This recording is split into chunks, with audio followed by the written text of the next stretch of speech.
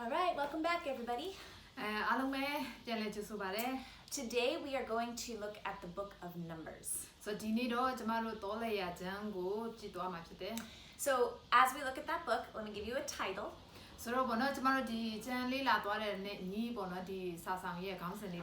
A title that you can give for this book is The Wandering Complainers.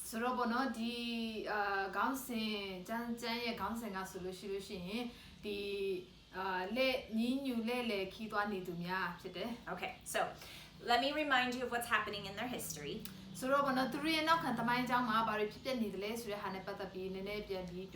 In Exodus, we read about the story of God's people being in slavery and then Him delivering them out and through the Red Sea.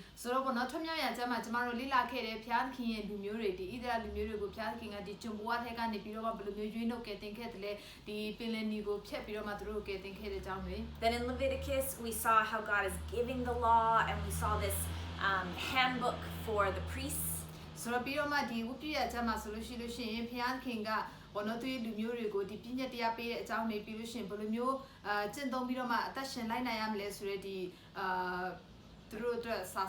then now the story picks up again, and we're going to see what happens when they're wandering around in the desert.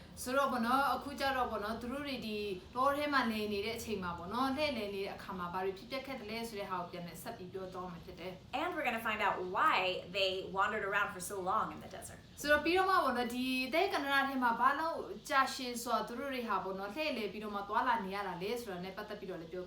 Okay, so remember, with the Exodus, when they left Egypt, they saw with their own eyes the power and the might of God.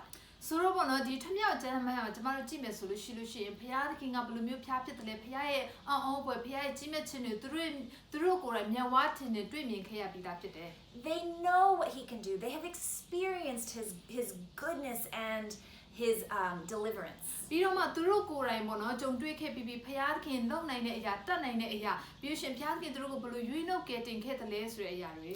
So then they cross the river, and not very long after they get into the desert, they start looking around and looking to the future and thinking, oh my goodness, I don't know how God's going to save us.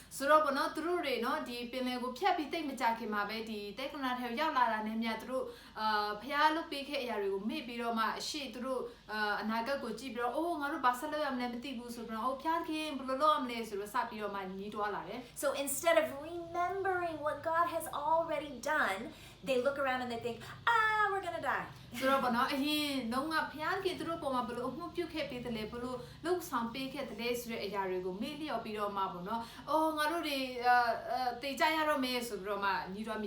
Okay, so I'm just going to tell you a few little stories from within the book to show you how we see this in the book.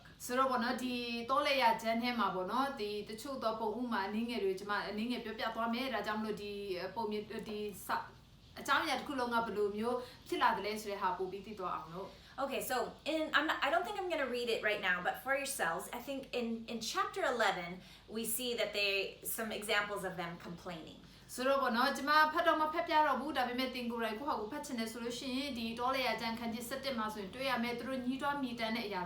The first thing it says is, it just says that the people, they complained about their situation to the Lord.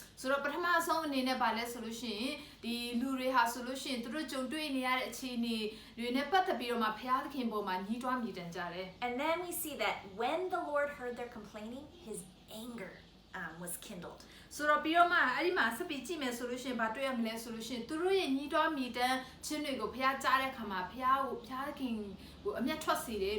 So the first thing that shows me, that's just in a few sentences, is that the Lord is affected by their complaining. He does not like it.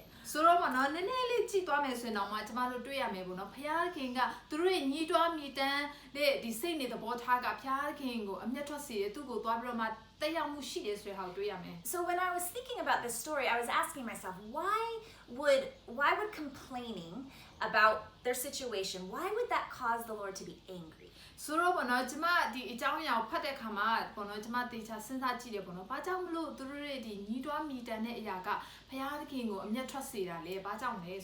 And I think it's because it really shows a lack of trust in God's goodness. ဆိုတော့ဘာကြောင့်လဲဆိုတော့ကျွန်မထင်တယ်တဲ့အဲ့လိုညီးတွားမြည်တမ်းခြင်းဟာဆိုလို့ရှိရင်ဘာကိုပြနေတယ်လဲဆိုလို့ရှိရင်ကျွန်တော်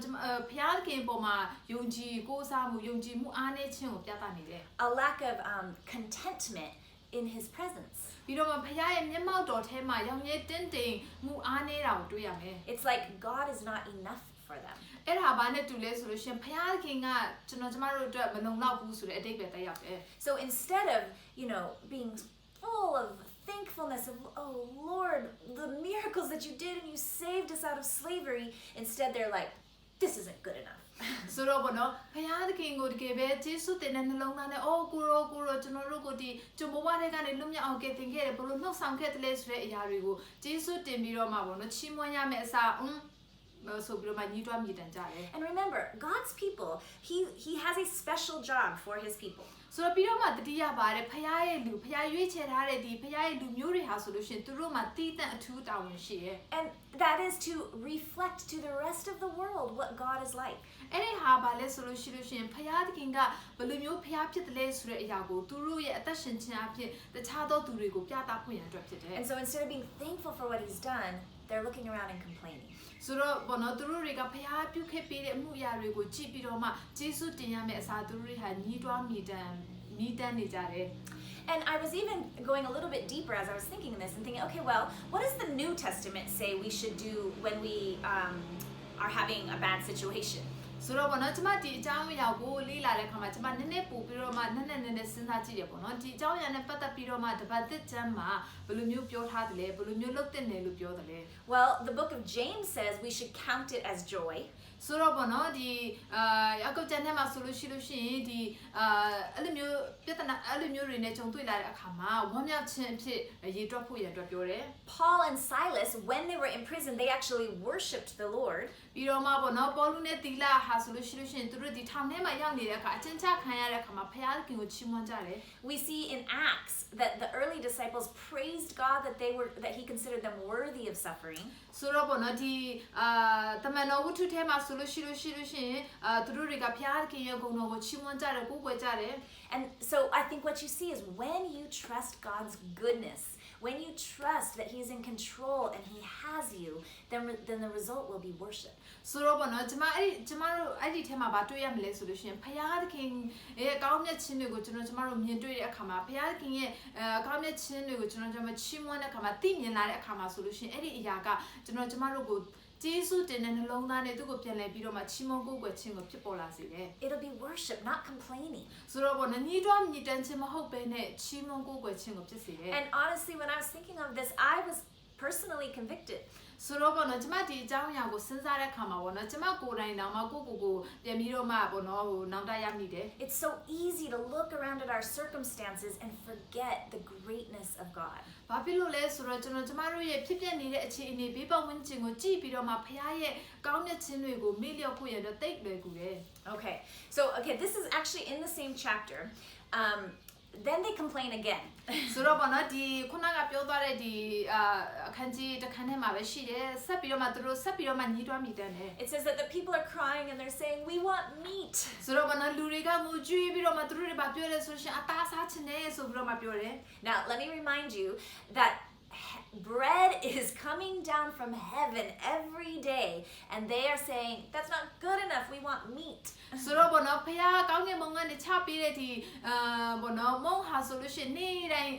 အလကားရတာဖြစ်တဲ့ဒါပေမဲ့သူတို့တွေကအဲ့ဒီမုံမလို့ချင်တော့ပဲနဲ့အသားစားချင်တဲ့ဆိုမှသူတို့ညီးတွားမိတန်းကြတယ် And then they look back at Egypt and they say, it was so much better in Egypt, we had free fish, all the fish we wanted. ဆိုတော့ပြီးတော့မှသူတို့ဘောနော်သူတို့အီဂျစ်ပြည်မှာနေခဲ့တဲ့သူတို့အရင်ဘဝကိုပြန်တွေးပြီးတော့မှအီဂျစ်ပြည်မှာဆိုလို့ရှိရင်ငါးတွေစားချင်တယ်လို့အကုန်လုံးအခမဲ့အလကားစားလို့ရတယ် Okay, now let's think about this for a second. ကဲအခုဘောနော်ဒီအရာလေးကိုခဏလေးစဉ်းစားကြည့်ရအောင် Yes, they had fish. ဟုတ်တာဗောသူတို့စီမှာငါးတွေရှိတယ် And they were slaves, and they had no freedom, and they were beaten. ပြီးတော့နော်သူတို့တွေဟာကျွန်တွေဖြစ်တယ်လူတွေရိုက်နှက်ချင်းခံရတယ်သူတို့စီမှာကိုယ်ပိုင်လွတ်လပ်ခွင့်ဆိုတဲ့အရာဘာမှမရှိဘူး And it's like they're forgetting all of that and not seeing God's goodness right in front of their eyes. ဆိုတော့သူတို့တွေကအဲ့ဒီအရာတွေအားလုံးကိုမေ့ပြီးတော့မှသူတို့ရဲ့မျက်စိရှိမှရှိနေတဲ့ဖခင်ရဲ့ကောင်းမြတ်ခြင်းတွေကိုသူတို့မမြင်တွေ့နိုင်ဘူး And so again, I was thinking of this and thinking, how did they get so hard in their heart where they couldn't even see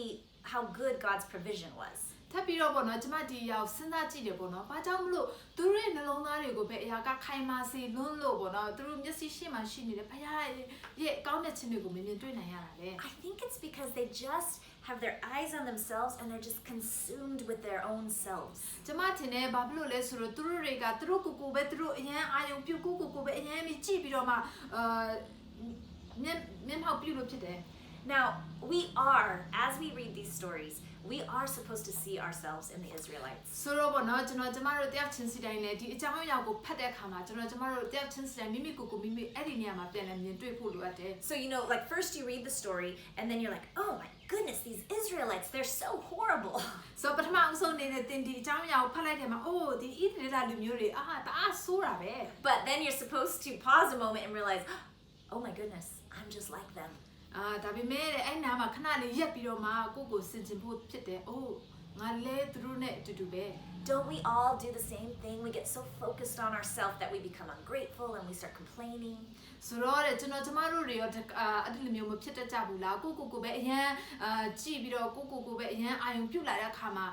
ဒီကျေးဇူးတင်တဲ့စိတ်တွေမရှိတော့ဘူး So how do we guard against this if we don't want to be like the Israelites? ဆိုတော့ဘောနော်ကျမတို့တွေရဲ့အသက်တာမှာဒီဣသရေလလူမျိုးတွေကဲ့သို့သော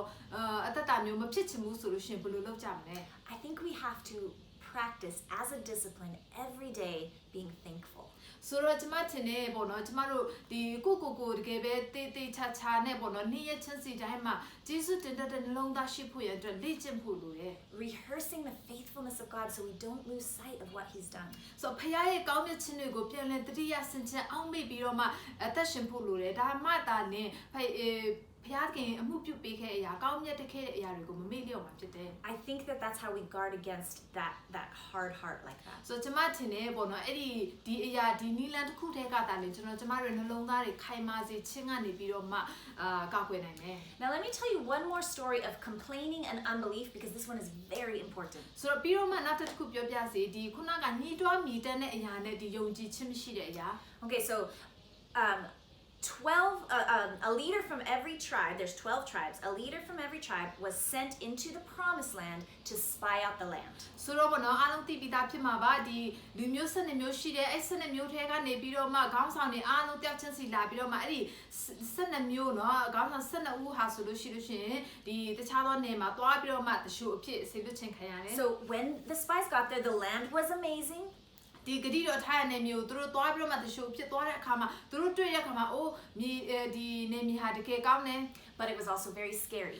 ဒါပေမဲ့လေပြီးတော့မှနောက်တစ်ခုအနေနဲ့တကယ်ကြောက်စရာကောင်းတယ် So 10 of the 12, 10 of them came back and said, nope, can't do it. We're not doing it. No way. ဆိုတော့ဘာလို့လူမျိုး12မျိုးရဲ့ခေါင်းဆောင်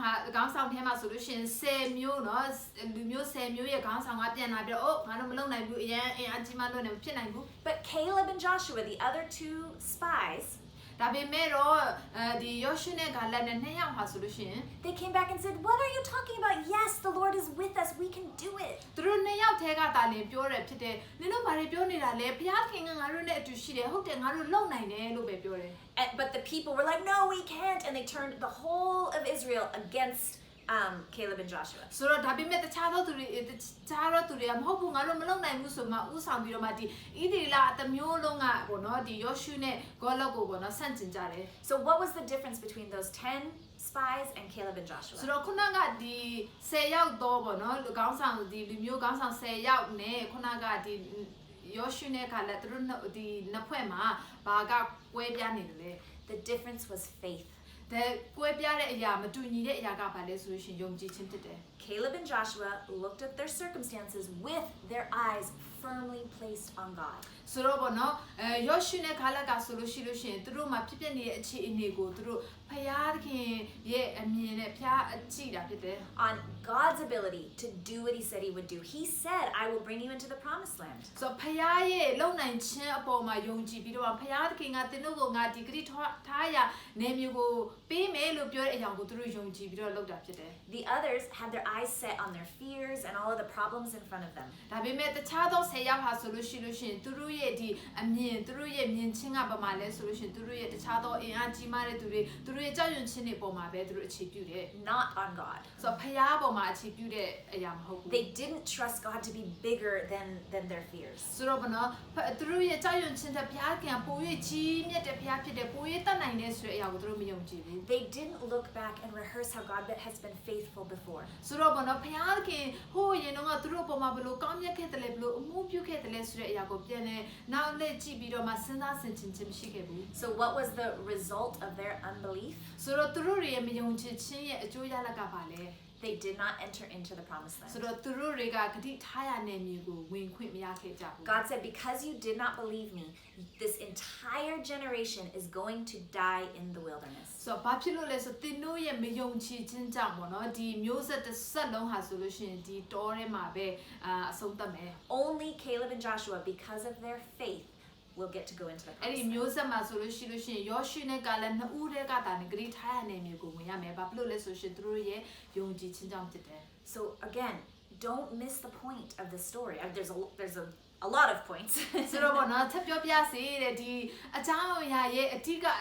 ပေါ့နော်အရာကိုမလွတ်သွားပါနဲ့ But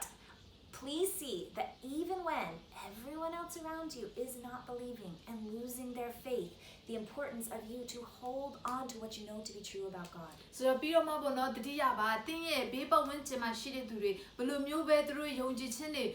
ပြိုလဲနေပါစေသူတို့ဘလို့ပဲမယုံကြည်ကြပါစေသင်ဖခင်အပေါ်မှာထားတဲ့ယုံကြည်ခြင်းကိုခိုင်ခန့်စေပါ Don't worry about it if no one else around you is believing. You are responsible for your own relationship and belief in God. ဆိုတော့သင်ရဲ့ဘေးပတ်ဝန်းကျင်ကလူတွေယုံကြည်သည်ဖြစ်စေမယုံသည်ဖြစ်စေဒါသူတို့နဲ့ပဲဆိုင်တယ်သင်စီမှာတောင်းလို့ရှိတဲ့အရာကသင်ကိုယ်တိုင်ဖခင်လုပ်ပေးနိုင်တဲ့ဆိုတဲ့အရာယုံကြည်ဖို့တလို့အပ်တယ် Trust Him and look to Him even when nobody else is. ဆိုတော့တခြားသူတွေဘယ်သူမှမယုံကြည်ချင်နေပါစေဖခင်တတ်နိုင်တဲ့ဆိုတဲ့အရာကိုယုံကြည်ပြီးတော့မှသူ့ကိုကိုးစားဖို့တလို့အပ်တယ် Because the result is salvation. ဘာဖြစ်လို့လဲဆိုယုံကြည်ခြင်းရဲ့အကျိုးရလဒ်ကဆိုလို့ရှိရင်ကယ်တင်ခြင်းဖြစ်တယ် Which is what leads us to, if you have your hand out, the questions at the end, God's redemptive plan. ဆိုတော့တကယ်လို့သင်စီမှာပေါ့နော်ဒီပေးထားတဲ့စာရွက်တွေရှိရဆိုလို့ရှိရင်ကြည်ပါဖခင်ရဲ့ပြန်လဲရွေးနှုတ်ခြင်းကတိတော် So for God's redemptive plan, we see that salvation comes through faith. ဆိုတော့ဖခင်ရဲ့ရွေးနှုတ်ခြင်းကတိတော်မှာကျမတို့ဗာတွေ့ရပါရဲ့အောက်မှာဗာရေးလို့ရလဲဆိုလို့ရှိရင်ဒီကယ်တင်ခြင်းဟာဆိုလို့ရှိရင်ယုံကြည်ခြင်းကနေလာတာဖြစ်တယ် So it's pointing ahead. It's showing that unbelief led to death, but faith led to salvation. ဆိုတော့ကျွန်တော်ဗာတွေ့ရလဲဆိုတော့မယုံကြည်ခြင်းကြောင့်ပေါ့နော်ဒီမျိုးဆက်တစ်ခုလုံးဒီတောထဲမှာပဲအဆုံးသတ်သွားတယ်တည်သွားတယ်ဒါပေမဲ့ယုံကြည်တဲ့သူသားနေပေါ့နော်ဒီအသက်ရှင်ခြင်းအခွင့်ကိုရတာဖြစ်တယ် Okay. For God's character and nature, ဖခင်ရဲ့ဒီဖြစ်ခြင်းဖခင်ရဲ့ဂုဏ်ပုဒ်တော်အနေနဲ့ God is faithful. ဖခင်ကတကယ်ကိုသစ္စာရှိတဲ့ဖခင်ဖြစ်တယ် So what I mean by that is He had made this promise hundreds of years before that He was going to bring His people into the promised land. ဆိုတော့ဗောနော်ဒီဂတိတော်ဖခင်ဗောနော်သူ့လူမျိုးတို့ပေးခဲ့ဒီဂတိတော်ဟိုးလွန်ခဲ့သောနှစ်ပေါင်း100ကျော်ကလေးပေးခဲ့တာဖြစ်တယ်ဗောနော်သူ့လူမျိုးတွေကိုသူဒီဂတိထားတဲ့မျိုးကိုခေါ်ဆောင်လာမယ်ဆိုတဲ့အရာ Caleb and Joshua held on to what they knew to be true about God and they trusted His faithfulness. ဆိုတော့ယောရှုနဲ့ကာလဟာဆိုလို့ရှိရင်သူတို့ကြားခဲ့ပူတဲ့အရာသူတို့သိတဲ့ဖခင်ကဘလို့ဖျားဖြစ်တယ်လဲဆိုတဲ့အရာသိတဲ့အရာပေါ်မှာသူတို့ဆွဲကင်ထားပြီးတော့ဖခင်ကိုယုံကြည်ကိုးစားတယ် The others lost sight of God's faithfulness. They didn't remember His faithfulness. ဆိုဒါပေမဲ့တခြားသောသူတွေကဖခင်သစ္စာပြုခဲ့သစ္စာရှိခြင်းဖခင်ရဲ့ကောင်းမြတ်ခြင်းတွေကိုပြန်လဲအောင်မြင်ခြင်းမရှိဘဲနဲ့မေ့လျော့သွားတယ် So remember those questions. Ask yourself, why is it important that I know that God is faithful? ဆိုတော့တတိယပါပေါ့နော်အဲ့ဒီမေကိုမေ့ကြည့်ပါဖခင်ကသစ္စာရှိတဲ့ဖခင်ဖြစ်တဲ့ဆိုတဲ့အရာကိုသိဖို့အတွက်ဘာကြောင့်အရေးကြီးတာလဲ If you will hold on to what you know to be true about God, it will stabilize you. ဆိုတော့ပေါ့နော်သင်ကပေါ့နော်ဖခင်ကဘလို့ဖခင်ဖြစ်တယ်လဲဆိုတဲ့အရာကိုသင်သိတဲ့အရာကိုသင်ဆွဲကင်ထားမယ်ဆိုလို့ရှိရင်သင်ရဲ့ဘဝထဲမှာဘလို့အခြေအနေမျိုးပဲဖြစ်ပါစေသင်ကိုခိုင်ခံ့ခြင်းပေးမယ် Now more than ever, while circumstances all around us are scary, we have got to look back and rehearse the faithfulness of God. ဆိုတော့ပေါ့နော်အခုလက်ရှိမှာဆိုရှင်ကျွန်တော်တို့ရဲ့ဘေးပတ်ဝန်းကျင်ကိုကြည့်မယ်ဆိုလို့ရှိရင်အရာအားလုံးကတကယ်ကိုထိတ်လန့်စရာတွေပဲဒါပေမဲ့ကျွန်တော်တို့ကဖခင်ကိုဆွဲကင်ထားမယ်ဆိုလို့ရှိရင်အဲ့ဒီအရာကကျွန်တော်တို့ကိုရှေ့ဆက်ဖို့တော့ခေါ်ပေးမယ် And then the next question is, how have you seen his faithfulness in your own life? ပြီးတော့မှနောက်မေးခွန်းတစ်ခုကဘာလဲဆိုလို့ရှိရင်ဖခင်သခင်ရဲ့သစ္စာရှိခြင်းဘုရားကိုသင်ရဲ့ဘဝထဲမှာဘယ်လိုမျိုးလက်တွေ့ခံစားခဲ့ဘူးလဲ So take time to sit down and think about how God has been faithful to you. ဆိုတော့တကယ်ပဲပေါ့နော်သင်ဘုရားနဲ့အချိန်ယူပြီးတော့မှပေါ့နော်တကယ်စင်ကြင်အောင်မေ့ကြည့်ပါဘုရားသခင်သင်ပေါ်မှာဘယ်လိုမျိုးသစ္စာရှိခဲ့တယ်လဲဘယ်လိုကောင်းမြတ်ခဲ့တယ်လဲ And if you're in a place right now where you're thinking, I don't see any evidence, everything is falling apart, I don't see it. ဆိုတော့ဘောနော်ဥမာဖြစ်တင်ငါဘောနော်အိုးဖျားခင်ဘလို့ကောင်းမြတ်ခဲ့တယ်လဲငါပေါ်မှာဘလို့အမှုပြုခဲ့တယ်လဲဆိုတဲ့အရာကိုငါဘလို့မှမစင်စားလို့မရဘူးမခံစားနိုင်ဘူးခံစားလို့မရဘူးဆိုတဲ့အခြေအနေမျိုးမှာတင်ဖြစ်နေခဲ့ရင် Then you look to the cross. အဲ့လိုအခြေအနေမျိုးမှာတင်ရှိနေတယ်ဆိုလို့ရှိရင်ကားတိုင်းကိုပြန်လဲကြည့်လိုက်ပါ He's proven his faithfulness to us on the cross. ဆိုတော့ဘောနော်တင်သူ့ရဲ့ကောင်းဘုရားသခင်ရဲ့သစ္စာရှိခြင်းကိုသူကားတိုင်းပေါ်မှာသူသက်သေပြခဲ့ပြီးပြီ Okay, and then for a timeless truth. ဆိုတော့ဘောနော်ဒီအချင်းအကန့်အသတ်မရှိမှန်ကန်သောတမန်တရားအတွက် Okay, grumbling or complaining in our lives is a result of unbelief or not trusting in God's goodness. ဆိုတော့ဘောနော်ဒီအပြစ်တင်ခြင်းညီးတွားမြည်တမ်းခြင်းအဲ့ဒီအရာကကျွန်တော်အဲ့ဒီအရာရဲ့အကျိုးရလဒ်ဟာဆိုလို့ရှိရင်ကျွန်တော်ပွားရတဲ့မှာဖခင်ခင်ကိုမယုံကြည်ခြင်းဖခင်ရဲ့ကောင်းမြတ်ခြင်းအပေါ်မှာမယုံကြည်ခြင်းဖြစ်တယ်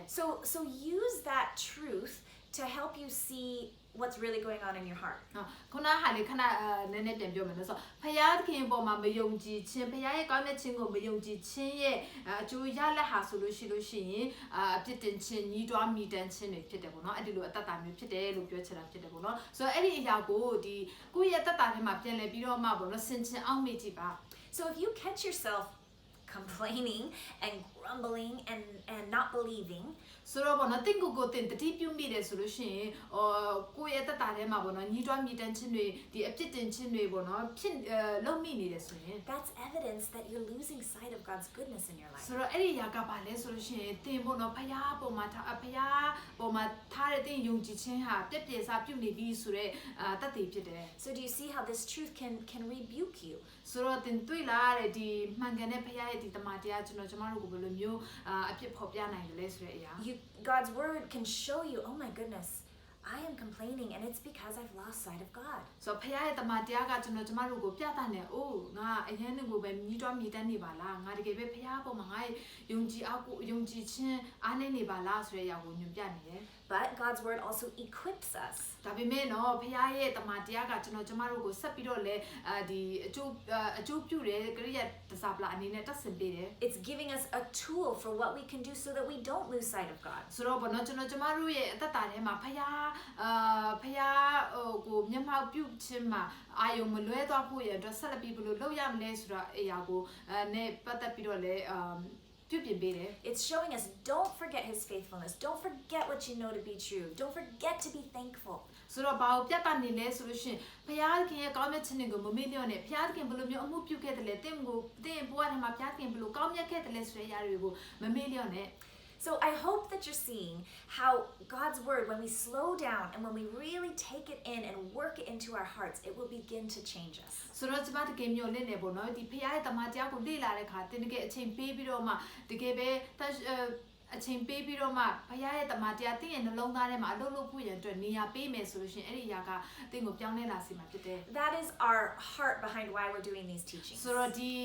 တင်ကြားခြင်းလုပ်ခြင်းရဲ့နောက်ွယ်ရည်ရွယ်ချက်ပေါ့နော်နှလုံးသားဟာဆိုလို့ရှိရင်ဒီဟာဖြစ်တယ် Of course, I want you just to learn the Bible. မှန်တာပေါ့တင်းကိုကျွန်မဒီတမန်ကျမ်းစာကိုပဲဒီတိုင်းလေ့လာဖို့ရန်အတွက်လိုချင်တယ် But more than that, I want you to be changed by it. ဒါပေမဲ့အဲ့ဒီအရာထပ်ပို့ပြီးတော့မှပေါ့နော်ဒီတမန်တရားအပြင်တင်းရဲ့ဘဝအတ္တပြောင်းလဲသွားဖို့ရန်အတွက် I want you to learn how to let the word of God lead you right into God's presence. ဆိုတော့ပြီးတော့မှဖခင်ရဲ့ဒီနှုတ်ကပတ်တော်ဖခင်ရဲ့တမန်တရားကိုပေါ့နော်ဥဆောင်ခွင့်ပေးပြီးတော့မှဖခင်မျက်မှောက်တော်ထဲမှာ